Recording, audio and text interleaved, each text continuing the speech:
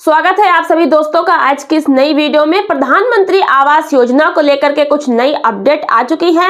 Document को लेकर के यदि आप डॉक्यूमेंट बनवाने जा रहे हैं या बनवा चुके हैं तो कुछ विशेष बातों का ध्यान रखिए, अन्यथा आपको प्रधानमंत्री आवास योजना नहीं मिल पाएगी। बहुत सारे लोग इसमें आवेदन करे भी हैं और बहुत लोग अभी कर रहे हैं। आवेदन करने के बाद यदि आपका आवेदन स्वीकार हो जाता है लेकिन डॉक्यूमेंट में आपने गलती की हुई है, डॉक्यूमेंट आप तो सही बनवा लेकिन अधिकारी उसमें कुछ न कुछ ऐसा भर देते हैं, लिख देते हैं जो गलती सत्यापन में पास नहीं होती है और आपका नाम होते हुए भी आपको आवास का लाभ नहीं मिल पाता है। यदि आपके डॉक्यूमेंट सही बने रहेंगे तो आपको 1 महीने के अंदर भी पैसा मिल जाएगा आपके खाते में। अब दोस्तों यहाँ पर ध्यान देने योग्य कुछ बातें हैं जो डॉक्यूमेंट बनवाते समय आपको ध्यान रखनी है और कौन कौन से डॉक्यूमेंट बनवाएंगे और उसमें क्या लिखवाएंगे, जैसे कि आय प्रमाण पत्र हो गया और भी बहुत सारे डॉक्यूमेंट इसमें लगेंगे।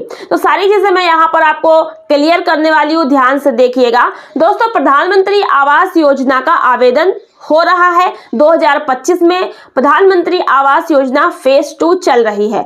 बहुत जगह आवेदन लोगों ने कर दिए हैं और बहुत सारे लोग अभी आवेदन कर रहे हैं। दोस्तों, प्रधानमंत्री आवास योजना में आवेदन करने के लिए सरकार ने सर्वेयर अधिकारी गांव-गांव भेजे हैं जो लोगों का फार्म भर रहे हैं। लेकिन यदि आपका फार्म सर्वेयर अधिकारी ने नहीं भरा है या कोई कारणवश आप नहीं भरवा पाए हैं तो आप खुद भी अपना फार्म घर बैठे अपने मोबाइल से भर सकते हैं। आपको प्ले स्टोर से आवास प्लस ऐप डाउनलोड कर लेना है और उस पर अपना फॉर्म भरना है। लेकिन फॉर्म भरते समय आपको किन बातों का ध्यान रखना है और जो डॉक्यूमेंट बनवाएंगे उसमें क्या क्या बातें ध्यान रखनी है, यहाँ पर मैंने लिख ली है और सारी बातें आपको एक एक पॉइंट करके समझा देते हैं। दोस्तों, जब आप आवेदन करते हैं तो वहां पर आपको फॉर्म में एक बैंक खाता को ऐड करने का, विवरण भरने का ऑप्शन आता है।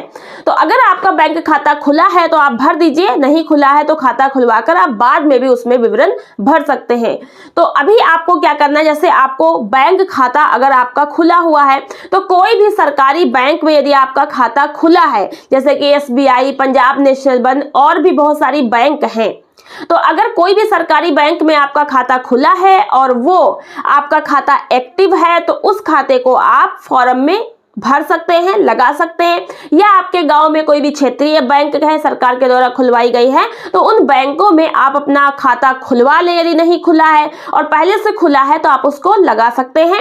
लेकिन उस खाते को लगाते समय आपको कुछ विशेष बातों का ध्यान रखना है, जैसे कि आपका जो बैंक में खाता है उसमें DBT लिंक होना चाहिए। DBT का मतलब डायरेक्ट बेनिफिट ट्रांसफर। ये एक पैसा भेजने की प्रक्रिया होती है जो कि सरकार के द्वारा आपके खाते में पैसा भेजने के लिए प्रयोग की जाती है। यदि आपका खाता DBT लिंक होगा तभी डायरेक्ट बेनिफिट ट्रांसफर यानी कि आपको सरकारी पैसा आपके खाते में मिल पाएगा।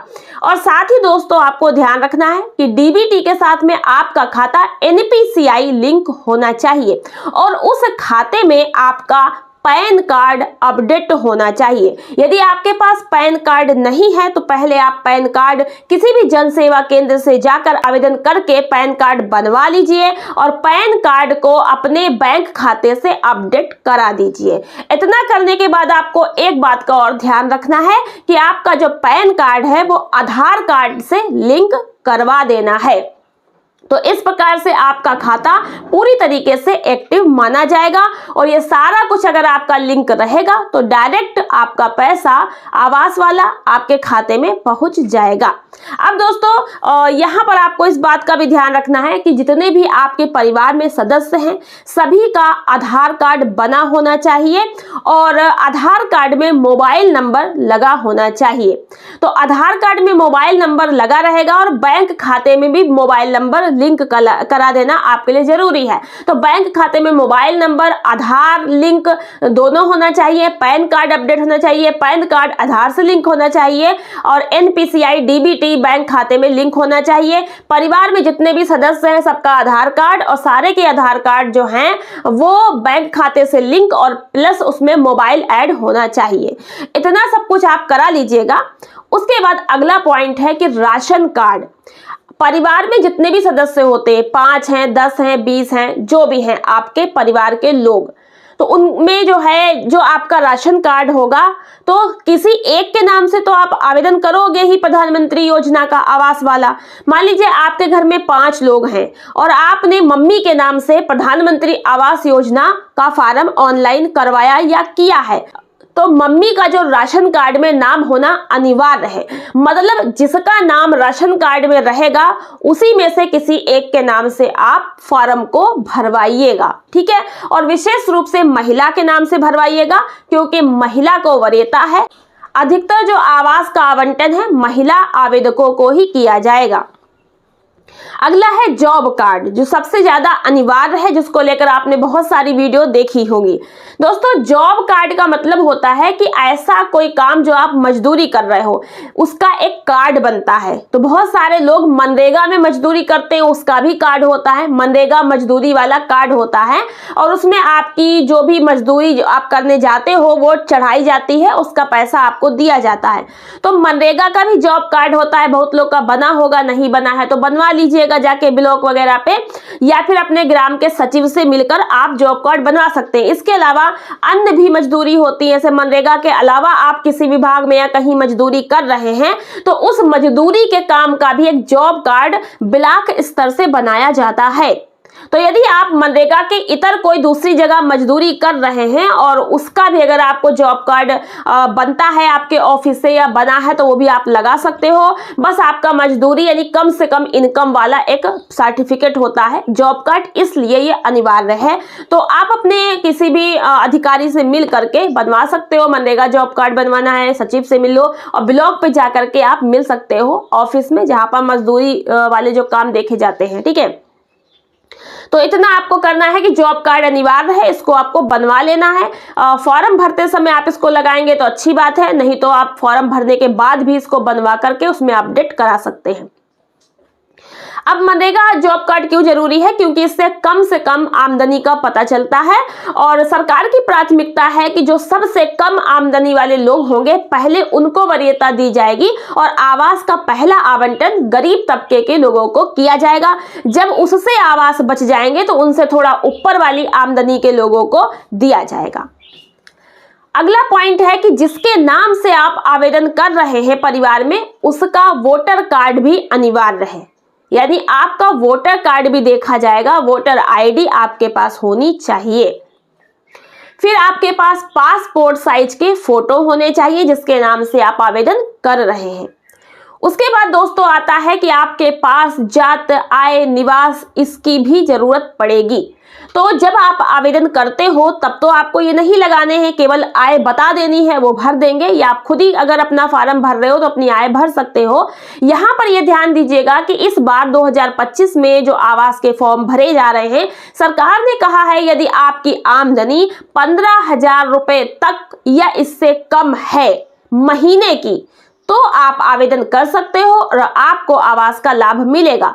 यदि आपका आमदनी महीने का 15,001 से लेकर ज्यादा रुपए है, 15,000 से ऊपर है, तो आप इसमें पात्र नहीं है, आपको आवेदन नहीं करना चाहिए, आपको लाभ नहीं मिलेगा।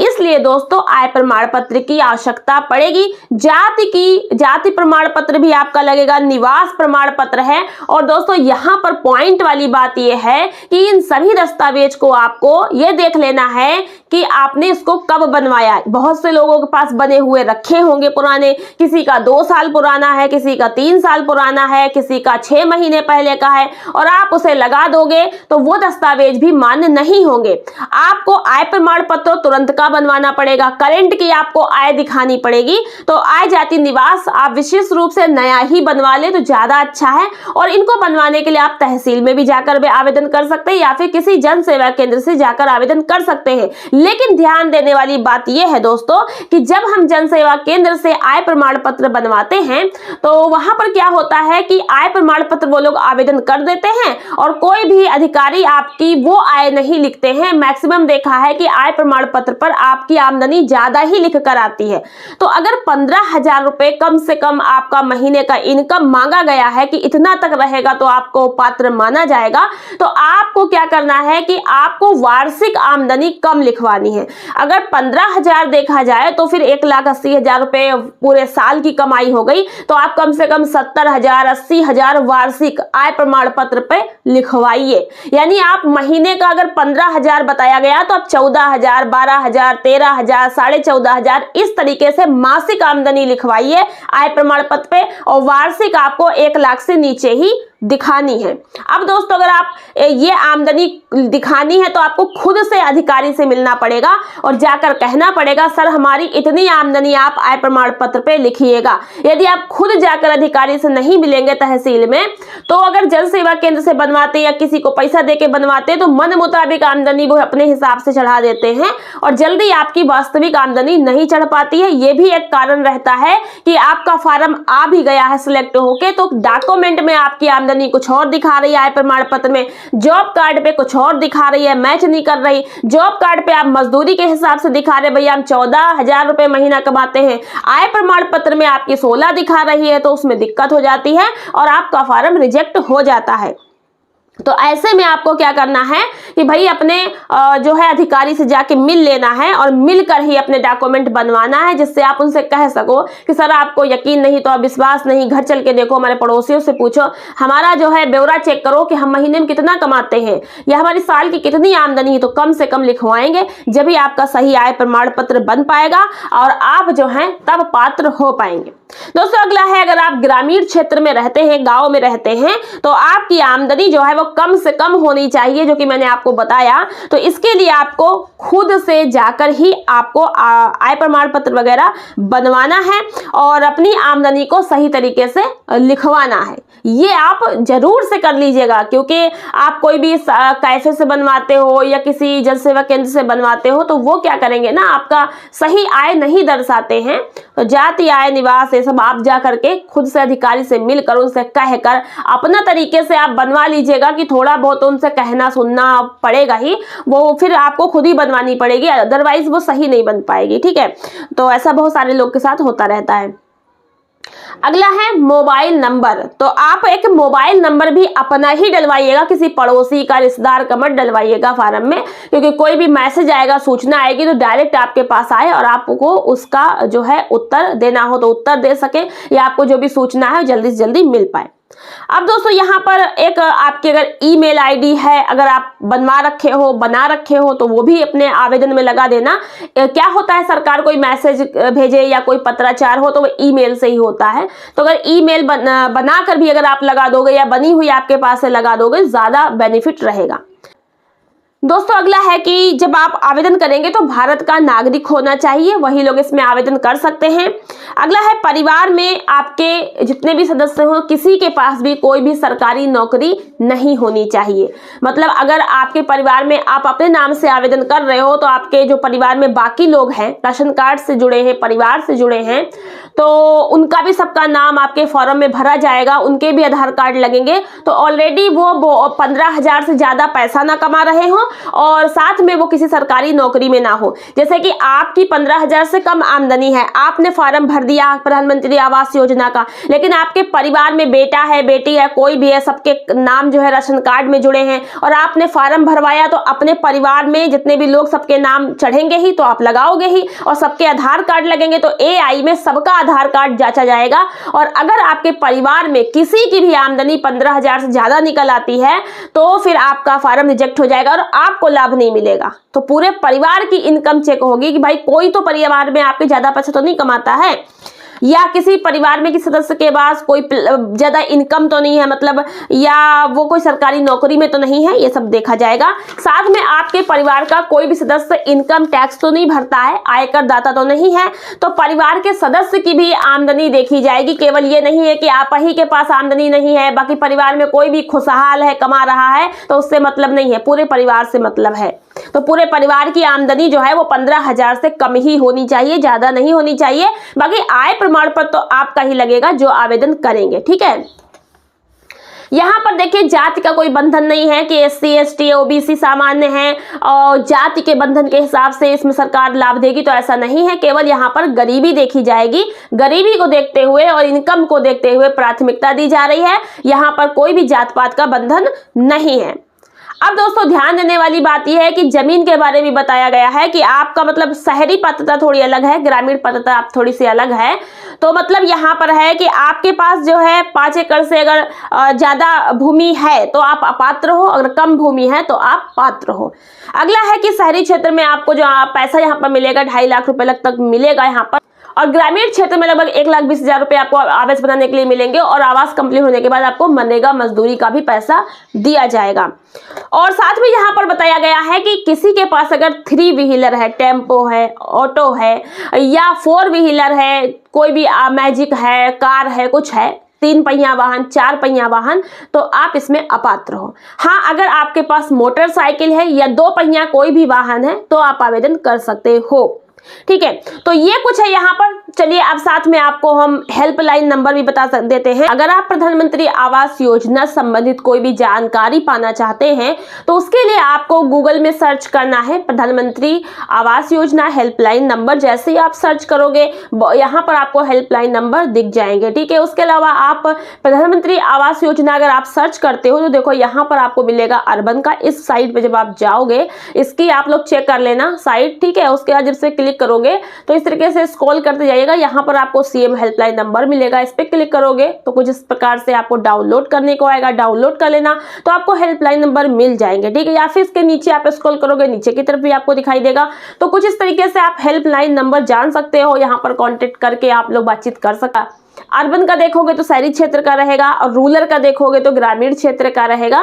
इसके अलावा क्या क्या डॉक्यूमेंट जो थे लगने थे और क्या आपको डॉक्यूमेंट बनवा कर तैयार कर लेने हैं, जिससे कि जब आपके फॉर्म का सत्यापन हो तो वह सारी जानकारी आप लोगों की सही हो, डॉक्यूमेंट सही हो और वो पास हो जाएं और आप पात्र होके इसमें लाभ पा सको। दोस्तों यह मेरा मेन उद्देश्य था, डॉक्यूमेंट के बारे में आपको समझाना और बताना। आशा करते हैं यह वीडियो आपको काफी ज्यादा पसंद आई होगी। वीडियो को लाइक और शेयर कर दीजिएगा, चैनल को सब्सक्राइब करके बेल आइकन को प्रेस करके ऑल वाली बेल आइकन जरूर से प्रेस कर लीजिएगा, ताकि ऐसी इंफॉर्मेशन आपको आगे भी मिलती रहे। तो मिलते हैं नेक्स्ट वीडियो में। आज के वीडियो में इतना ही, धन्यवाद।